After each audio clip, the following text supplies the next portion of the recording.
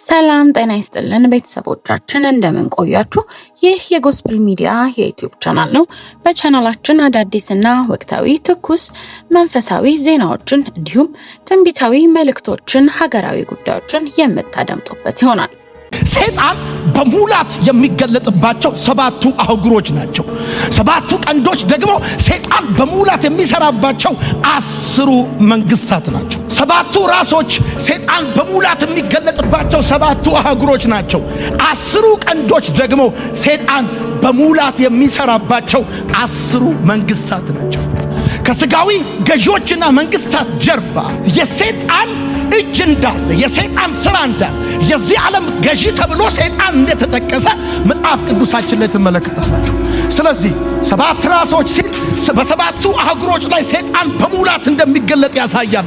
ራሱን ይገልጣል። ሰው ፊቱን ሲሸፍን ራሱን እንደሚሸፍን፣ ራሱን ፊቱን ሲገልጥ ደግሞ ራሱን እንደሚገልጥ፣ ይሄ ዘንዶ ንጉስ መሆን ፈልጎ የነበረው የብሉይ ኪዳኑ ሌዋታን በሰባቱ አህጉር ላይ በመጨረሻው ዘመን በሙላት ይገለጣል። ከዛስ 10 ቀንዶች የሚለው ሐሳብ ደግሞ በሙላት የሚሰራባቸው 10 መንግስታት ናቸው። ይሄንን ማስረጃ ከፈለጋችሁ በራእይ መጽሐፍ ምዕራፍ 17 ቁጥር 21 ላይ እንደዚህ ይናገራል። ያያቸውም 10 ቀንዶች ገና መንግስትን ያልተቀበሉ 10 ነገስታት ናቸው። ስለዚህ 10 ቀንዶች 10 ነገስታት ናቸው። እነዚህ ነገስታት ሰይጣን በሙላት የሚሰራባቸው ናቸው። ወዳጆቼ ከስጋዊ መንግስታት ከስጋዊ ገዢዎች ጀርባ የሚሰራ የሰይጣን የአጋንንት ፕሮግራም እንዳለ ማወቅ አለበት። ያለ ምክንያት አይደለም። ትራንስጀንደር በሉት፣ የጾታ መቀየር በሉት፣ ሆሞሴክሹዋሊቲ በሉት፣ የፈለግ አጌንስት ዘ ኪንግደም ኦፍ ጋድ ምድር እንድትንቀሳቀስ ሰይጣን ድራይቭ የሚያረጋቸው የአገር ገዢዎች አሉ እና ምልክት ታየ። 10 ቀንዶች ነበሩታል። ቁጥር 4 ላይ ደግሞ ስትመለከቱ የተጠቀሱ ከዋክብቶች አሉ። እነዚህ ከዋክብቶች ሰይጣን ወደ ምድር ሲወድቅ ይዟቸው የወደቀው መላእክት ናቸው። እሺ ወዳጆቼ፣ እና ሰይጣን ከሴቲቱ የሚወለደው ወንድ ልጅ ማሸነፍ ስላልቻለ በታላቅ ቁጣ በሴቲቱ ላይ ሲነሳ በራእይ መጽሐፍ ምዕራፍ 12 ላይ ትመለከታላችሁ። ቁጥር 5 እያነበባችሁ፣ ቁጥር 5 ስለ ጌታ ኢየሱስ ክርስቶስ ከመወለዱ እስከ ዕርገቱ ያለውን ሐሳብ ይናገራል። ይገርም ነው ዮሐንስ እንዴት ባለ ጥበብ እንደሚያስቀምጠው። ቁጥር 5 ብቻውን ኢየሱስ ከመወለዱ እስከ ዕርገቱ ያለውን ይናገርና ቁጥር 6 ላይ ደግሞ ስትመለከቱ እንደዚህ ብሎ ይናገራል። ገና ወደፊት በሰባኛው ወይም በመጨረሻው ሱባኤ ስለሚፈጸመው ነገር ነው ቁጥር 6 የሚያወራው። ወዳጆች ይሄ ማለት ምን ማለት ነው ብላችሁ ለምትጠይቁኝ ሰዎች በጣም የሚገርም ነው። በቁጥር 5 እና በቁጥር 6 መካከል የሺህ ዓመታት ልዩነት አለ። የብዙ ዘመን ልዩነት አለ። በአንድ ምዕራፍና በአንድ ምዕራፍ መካከል፣ በአንድ ቁጥርና በአንድ ቁጥር መካከል የብዙ ዓመታት ልዩነት አለ። እንደውም በብሉይ ኪዳን ስታጠኑ የጌታን መወለድና ዳግም መምጣት ቀላቅለው ተንብየውት ያውቃሉ። ስለዚህ ዮሐንስ ይሄን ክፍል ሲያስቀምጥልን ቁጥር 5 ላይ ከጌታ ውልደት እስከ ዕርገቱ ያለውን ያስቀምጥና ቁጥር 6 ላይ ሲመጣ ገና ወደፊት በሰባኛው ወይም በመጨረሻው ሱባኤ ስለሚፈጸመው ነገር ያስቀምጥልናል። እና ሴቲቱ ወደ ምድረ በዳ ሄደች ይላል። ምድረ በዳ በመጽሐፍ ቅዱስ ምን ያመለክታል? ምጽፉ ሰዎች ፈተና ነው ያመለክታል። አሁን እንደዚህ ነው። ምዕራፉ የምልክት ምዕራፍ ነው። ስለዚህ ትምህርታችን ከምልክቱ እየተነሳ ወደ መልእክቱ የግዴታ እንደሚወስደን ትመለከታላችሁ። በመጨረሻው ዘመን ሰይጣን ከክርስቶስ ጋር ጦርነት ለመቅጠም ያለ የሌለ ኃይሉን ሁሉ ይጠቀማል። ከዚህ በመቀጠል ደግሞ የምትመለከቱት በሰማይ ጦርነት እንደሆነ ታያላችሁ። ይሁን እኔ በሰማይ ጦርነት እንደሆነ ዮሐንስ ይናገራል። የጦርነቱንም ዓላማ የጦርነቱንም ውጤት ይነግረናል። የሚገርመው ጦርነቱ በሰማይ የተደረገው ጦርነት በሁለት አቻ ኃይሎች መካከል የተደረገ ጦርነት እንደሆነም ይነግረናል። በሰይጣንና በመላእክት መካከል እነዚህ ሁለት አቻ ኃይሎች ናቸው። ሰይጣን ወዳጆቼ ኢየሱስ ዳግመኛ ሲመጣ በአፉ ውስጥ ትንፋስ ያጠፋዋል እንጂ ሰይጣን ችሎ ከጌታ ጋር ጦርነት ለመቅጠም አቅም የለው እና ጌታ ዳግመኛ ሲመጣ በአፉ ውስጥ ትንፋስ ነው ያጠፋው ይሄን አውሬ። ከዛ በፊት ግን የሁለት አቻ ኃይሎች ጦርነት አላችሁ። ሰይጣን ዘንዶውና ሚካኤል መላእክቱ ተዋጉ ይላል። የዚህ ጦርነት ዋና ዓላማ በሰማይ ሰይጣን ስፍራ እንዳይኖረው ማድረግ ነው። አሁን ወደ ዋናው ሐሳብ እየመጣን በሰማይ ሰይጣን ስፍራ እንዳይኖረው ማድረግ ነው። ይሄ የሚያሳየው ደግሞ ምንድነው? የተወሰነ ጊዜ ያህል ሰይጣን በሰማይ ስፍራ ነበረው ማለት ነው። በኢዮብ መጽሐፍ ምዕራፍ 1 ቁጥር 6 ላይ እንደዚህ ይላል። ከዕለታት አንድ ቀን እንደዚህ ሆነ፣ የአምላክ ልጆች በእግዚአብሔር ፊት ለመቆም መጡ፣ ሰይጣንም ደግሞ በመካከላቸው መጣ። ለሆነ ያህል ጊዜ ሰይጣን በሰማይ ስፍራ ነበረው እና የአምላክ ልጆች በእግዚአብሔር ፊት ለመቆም መጡ፣ ሰይጣን በመካከላቸው መጥቶ ቆመ አለ። ዘካርያስ መጽሐፍ ምዕራፍ 3 ላይ እንደዚህ ይናገራል። እርሱም ታላቁ ካህን ኢያሱን በእግዚአብሔር መልአክ ፊት ቆሞ አሳየኝ። ሰይጣንን ይከዘው ዘንድ በስተቀኙም ቆሞ ነበር። አያችሁ፣ ለሆነ ያህል ጊዜ ሰይጣን በሰማይ ስፍራ ነበር። በአንደኛ ነገሥት መጽሐፍ ምዕራፍ 22 ቁጥር 21 ላይ የእግዚአብሔር ቃል ሲናገር እንደዚህ ይላል፣ መንፈስም ወጣ በእግዚአብሔር ፊት ቆመ፣ እኔ አሳስተዋለሁ አለ። እግዚአብሔርም በምን አለው? እርሱም ወጥቼ በነቢያቶቹ አፍ ሐሰተኛ መንፈስ ሆናለሁ አለ። አያችሁ፣ በተለያዩ ምዕራፎች እንዳሳየዋችሁ ሰይጣን በሰማይ ተወሰነ ጊዜ ያህል ስፍራ ነበረው። ሚካኤልና መልአኩ ከዘንዶ ጋር የተዋጉበት ምክንያት ድጋሚ በሰማይ ስፍራ እንዳይኖረው ሰልፍ ይገጥማሉ። ከዛስ መጽሐፉ ሲናገር እንደዚህ ይላል፣ ታላቁ ዘንዶ የጥንቱ እባብ ሰይጣን ወደ ምድር ተጣለ ይላል። ከዛ እንደዚህ በሰማይ ያሉ ቅዱሳን ታላቅ ደስታ ደስ አላቸው ብሎ ይናገራል። እንደውም መጽሐፍ ሲናገር እንደዚህ ይላል፣ የወንድሞች ከሳሽ አለ። የወንድሞች ከሳሽ ይከሳቸው የነበረ ተጣላል። መላእክቱ ፋይት ያደርጉታል። ዛሬ ማታ እጸልይላችኋለሁ፣ ይሄ ከሳሽ ከሕይወታችሁ ላይ ይመጣ፣ በኢየሱስ ስም ይመጣ። በደም ጩኹና አሜን በሉ። ይገርምሃል፣ በሰማይ ደስታ ይሆናል ለመሰለ። ከዚህ ሁኔታ በፊት ቤተ ክርስቲያን ስለምትነጠቅ በጉ ብርሃን ሆና የእነዚህ የሚካኤልንና የዘንዶን ጦርነት ቅዱሳን ከሰማይ ሆነው ላይቭ ይከታተላሉ። በምድር ሳሉ የሚያስጨንቃቸው አውሬ እነ ሚካኤልና መላእክቱ ወደ ምድር ለመጨረሻ ጊዜ ይጥሉታል። በደንብ አድርጋችሁ አሜን በሉ። ከዛ ቀጥሎ ስታነቡ እንደዚህ ነው የሚለው መጽሐፉ፣ እንደዚህ ነው የሚለው፣ ድሮም ቢሆን እስከ ሞት ድረስ ሕይወታቸውን ባለመሰሰት ከምስክርነታቸውና ከበጉ ደም የተነሳ ድል ነስተውት ነበር። እነዚህ ቅዱሳን አንድም ምድር ላይ ድል የነሱትን ሰማይ ከሄዱ በኋላ መላእክቶች ደግሞ ድል ሲነሱት አይተው የሰማኝ ሰው ካል ይሄ ንጉሥ መሆን ፈልጎ የነበረ ሌዋታን እባብ ዘንዶ 7 ራሶችና 10 ቀንዶች የነበሩት ከሚካኤል ጋር ይዋጋል፣ ከመላእክቱ ጋር ይዋጋል። ከዛስ ወደ ምድር ለመጨረሻ ጊዜ በሰማይ ስፍራ ላይ ኖረው ወይኔ ሲበደም ፓርካሚ ይባል የወንድሞች ከሳሽ ተጣላ አለ መጽሐፍ። ዛሬ ልባርካችሁ፣ ዛሬ ልጸልይላችሁ። በዚህ የቃል መንፈስ ላይ ሆኜ ጸለይኩላችሁ። የሚከሳችሁ በኢየሱስም ከእግራችሁ በታች ይወድቃል። የሚከተላችሁ ይወድቃል።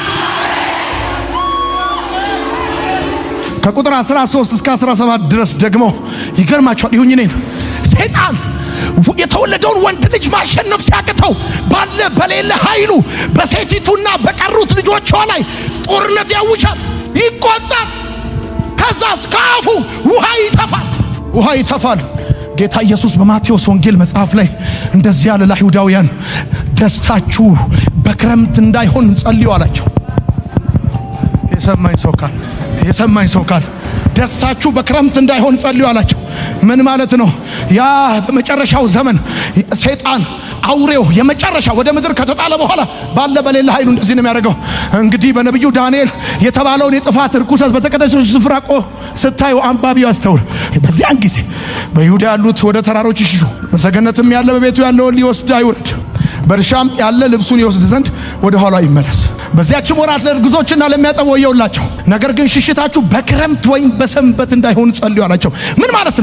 ስፔሲፊክሊ ይሄ መከራ ለአይሁዳውያን የሆነ መከራ እንደሆነ ራእይ መጽሐፍ ምዕራፍ 12 ላይ ይገርማቸዋል። ይሁኝ እኔ ሴቲቱን ወንድ ልጁን የተወለደውን ወንድ ልጅ ማሸነፍ ስላልቻለ በቁጣ እናቲቱንና የቀሩትን ልጆቿን ለማጥፋት ምን ማለት ነው? በዚያ ዘመን ስሙን ለጠበቁ እግዚአብሔርን ለሚፈሩ እግዚአብሔርን ለሚያምኑ ልጆች ቅሬታዎች በእነሱ ላይ አደገኛ ታላቅ ሰልፍ ያስነሳል አውሬው።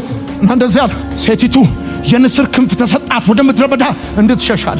ይሄ መለኮታዊ ጣልቃ ገብነት ሊያጠፋት አውሬው ከዛ ምድር ሁሉ ተባበረቻት።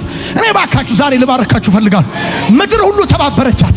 ዘንድሮ ምድር ሁሉ ይተባበራችሁ፣ ብዙ ነገር ይተባበራችሁ። በኢየሱስም ልባርካችሁ። ህይወት የሌለው ነገር ለእናንተ ለድላችሁ ይሰራላችኋል። በኢየሱስም ይሰራላችኋል። 2 ክንፍ ተሰጣት አለ መጽሐፍ። መለኮታዊ ጣልቃ ገብነት ነው ብራዘር፣ መለኮታዊ ጣልቃ ገብነት ነው። በታላቅ ሁኔታ በበቀል ሲከተላት ሰማይ ጣልቃ ገባ። ዛሬ እንጸልይላችኋል። ዛሬ በዚህ ቃል መንፈስ ላይ ሆነን ይሄ መጽሐፍ የትንቢት መጽሐፍ ነው። በዚህ የትንቢት መጽሐፍ ባርካችኋል። ሊጎዳችሁ ካለ ከየትኛውም ጥፋት የሚከልል መለኮታዊ ጣልቃ ገብነት ይሆንላችሁ። በእናንተና በተወረወረው ቀስታችሁ መካከል እግዚአብሔር ጣልቃ ይገባል። በቲያጥሮን፣ በሎዶቅያ፣ በሰርምኔስ፣ በፊላደልፊያ በተለያዩ አብያተ ክርስቲያናት ያሉ አማኞች በክርስትና ምክንያት ተሰደው ግማሹ ያልበላ አንበሳ ሲበላው፣ በዘይት ሲቀቀል፣ ተዘቅዝቆ በሳት ሲቃጠል፣ በመጋዝ ሲሰነጠቅ፣ ቄሳር የወደደውን እያዳነ የጠላውን እየገደለ ጠዋት መሽቶ ሲነጋ ሞታቸውን ለሚጠብቁ እነዚህ አማኝ ክርስቲያኖች እንደኔና እንደናንተ በቆንጆ ወንበርና ጥሩ ሳውንድ ሲስተም ላይ ወይም ፕሮቴክትድ በተደረገ የገቨርንመንት ሲስተም ሳይሆን አታክ በሚያረጋቸው መንግስት ላይ መሽቶ ሲነጋ ሞታቸውን የሚጠብቁ እነዚህ አማኞች በራእይ መጽሐፍ ምዕራፍ 12 ላይ አንድ የምስራች ይሰማል። ያ የጥንቱ እባብ ይከሳቸው የነበረ ሊገላቸው የሚፈልግ የሚያሰቃያቸው ሲያሳድዳቸው የነበረ ንጉስ መሆን ፈልጎ የነበረ የሚፈልግ ግን የማይገባው የኔ ጌታ የሚገባው እንጂ የሚፈልግ አይደለም። ክብር የሚገባው ነው የኔ ጌታ፣ እሱ ግን ክብር የሚፈልግ ነው። ለዚህ ነው ክብር ለሚፈልጉ ክብር የማንሰጠው። ክብር የምንሰጠው ክብር ለሚገባው ብቻ ነው። ክብር ለሚገባው ብቻ ነው። ጭብጨባ፣ ስግደት፣ ጩኸት፣ ውጠት ክብር ለሚገባው ብቻ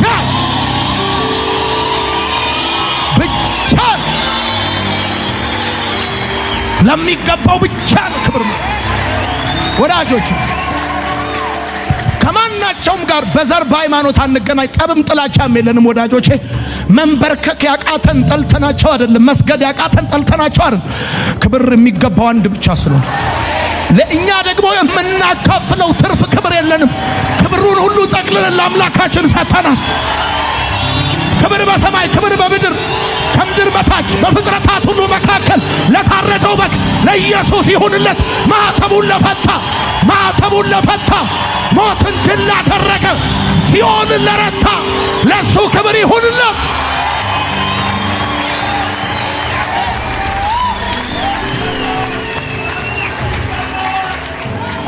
Let me tell you, by default የሚፈራ ሰይጣን የለም ብራዘር፣ የተሸነፈ ሰይጣን እንጂ እንድትፈሩት ሆን ተብሎ የተሳለባችሁ ሰይጣን እንጂ የተሸነፈ ሰይጣን ነው።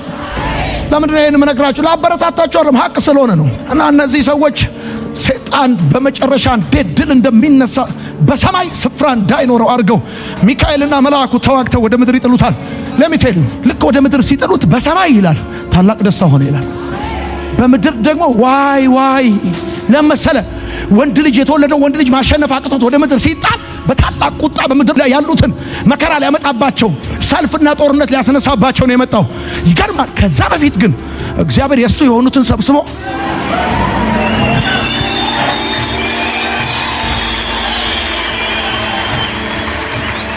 ሰይጣን በሰማይ ስፍራ አጥቶ ወደ ምድር ሲወርድ ያኔ ቤተክርስቲያን እዚህ አጠብቆም ቤተክርስቲያን ቀድማ በጉ ብርሃኗ ሆኖ በሰማይ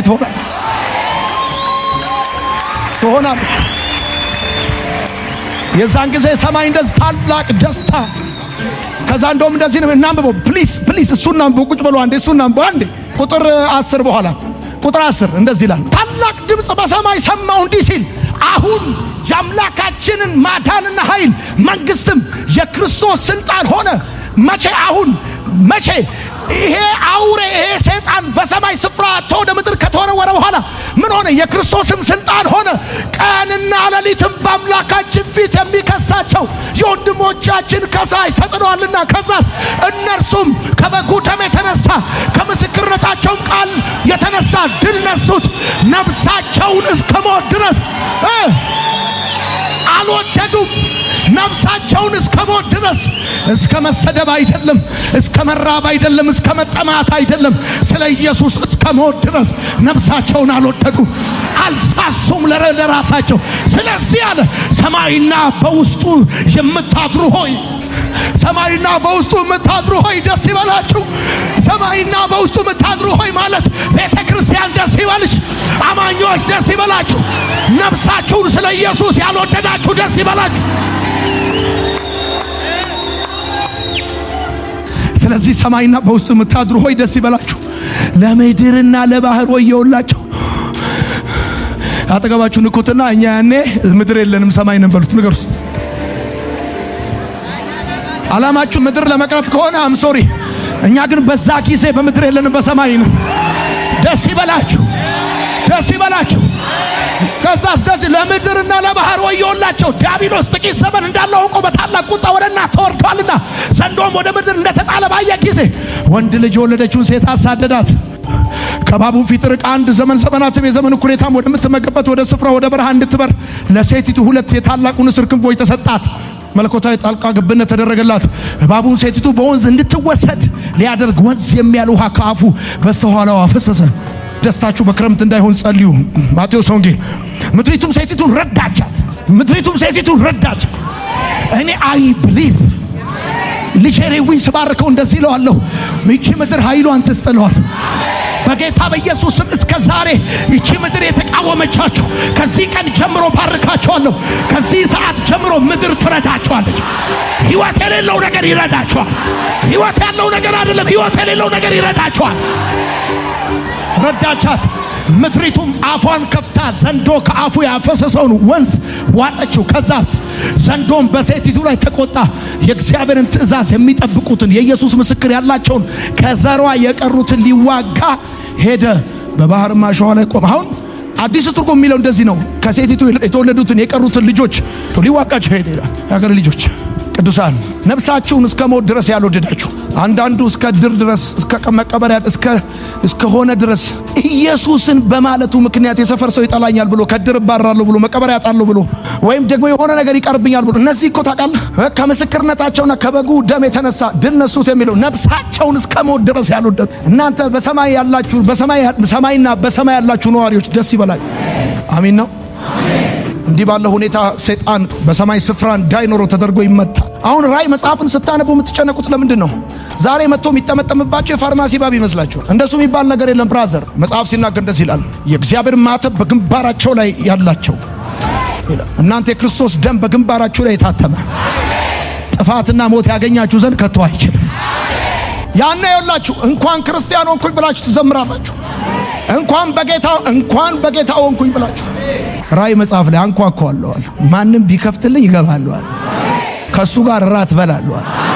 ምን ማለት ነው? አንተ ቤት በፍቃደኝነት በርን ከፍተህ ካስገባኸኝ፣ ወንበርን ስበህ ራት እንብላ ካልከኝ፣ አንተ ቤት የጀመርነው ዲነር እኔ ቤት ይቀጥላል። ደግሞ እወደዋለሁ። ደግሞ ስትመጣ ለጴጥሮስ ለነ ዮሐንስ ለነ ይሁዳና ለነ ጋድ ለነ ዛብሎን ወንበር ሰጥቼ አንተ እዛ ጥግ ላይ ቁልጭ እንድትል አይደለም ማረግ። እሄዳለሁ፣ ስፍራን አዘጋጅልሃለሁ። ስትመጣ ከኔ ጋር አትበላል። የሰማኝ ሰው ካለ እኔ ይኸውልህ በጣም የተደሰትኩበት ሐሳብ ቢኖር ምን ያደርግልሃል? ሰማይ የሚያክል ነገር ድረስ ሄደ በበጉ ፊት ቀርበ ምን ያደርግልሃል? እዛኛው ቴብል ላይ ቁጭ ብለህ ጴጥሮስ ተጠግቶ ሲያወራው ቁልጭ ብትል ምን ያደርግልሃል? ግን እንደሱ አይደለም ወዳጆቼ። መጽሐፍ በ11ኛው ምዕራፍ ትዝ ካላችሁ ለባሪያዎች ለታላላቆችና ለታናናሾች ለነቢያት ስምህን ለሚፈሩት ሁሉ ዋጋቸውን ትሰጥ ዘንድ ዘመን መጣ። ሴሌብሪቲ በለው የፈለከውን ምናምን በለው ታናሽ ወደ ታላቅ ስሙን በሚፈሩት ሁሉ ላይ ዋጋቸውን ይሰጥ ዘንድ ትልቅ ዲነር ያዘጋጅላችሁ። ደግሞ ይገርማል። እበለኝ ዲነሩን ለመካፈል ስትሄድ በበጉ ሰርግ ቀን ራት ለመብላት ስትገኝ በር ላይ ቆሞ የሚቀበልህ እማታቀው መልአክ ወይም ደግሞ እማያቀ አንድ አስተናጋጅ አይደለም። ራሱ የታረደው በግ በር ላይ ቆሞ እንደዚህ ይላል፣ እናንተ የአባቴ ብሩካን ስፍራ ይሰጣችኋል ይላል። እና እዚህ ጋር ተቀመጥ ብሎ ስፍራ ይሰጣችኋል።